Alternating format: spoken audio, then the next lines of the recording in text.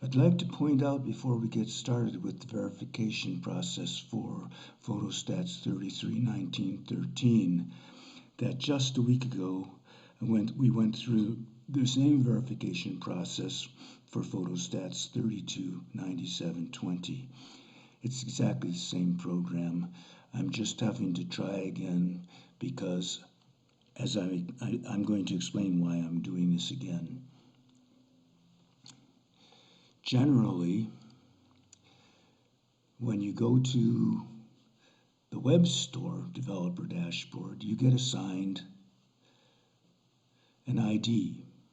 That ID has to be the same at the web store as it is at your credentials page. So I have copied and pasted from here, the web store, to here, the credentials, the ID. This has always worked in the past.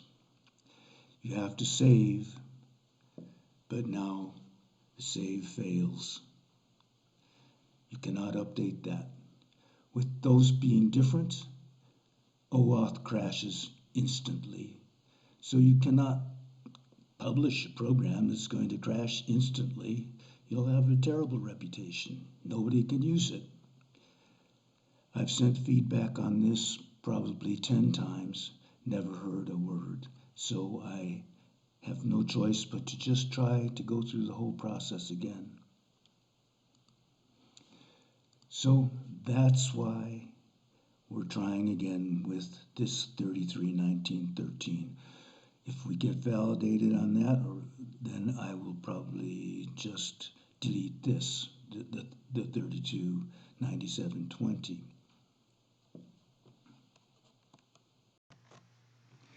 Here we are at the credentials page for Photostats.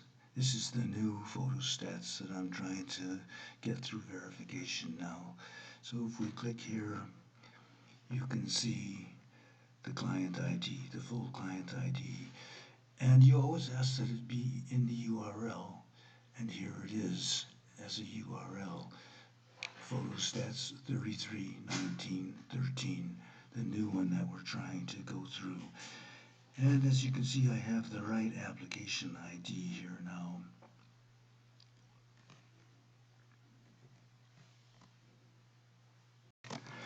Okay, I'm going to walk you through the authentication and authorization process. Click on our icon. It's not authorized at this point, so the app asks you to authorize. You asked me to make sure that you could see that the name of the app, Photo Statistics, is at this screen. I'm going to use this account for authenticating. Hasn't been verified, so you have to go to Advanced. And you go to Google Photo Statistics. At this page, you can see Photo Statistics is identified. You can go to the privacy policy from here. It says we adhere to the policy, to the limited use requirements, and the user can go and look at what those are, the details of that. And we can come back here. They can also go to the terms of services, and they can click here and see what they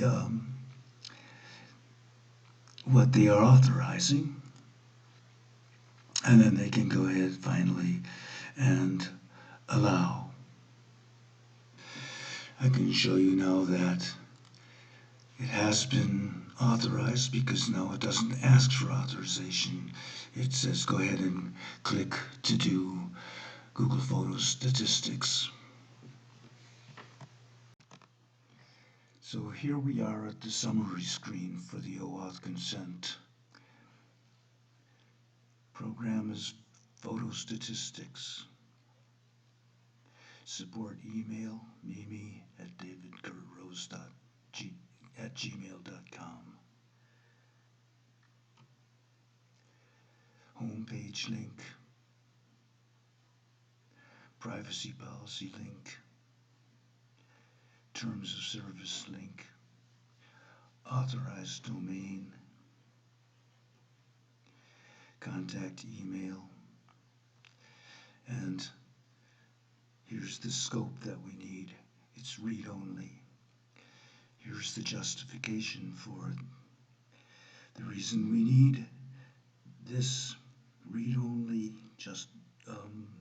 scope is because we use this endpoint to get media items and this endpoint to get albums. We use the albums and the media items so that we can give the user several statistics.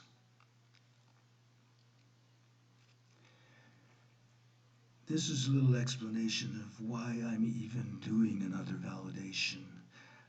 Please hope somebody reads this, and if anybody can help with just getting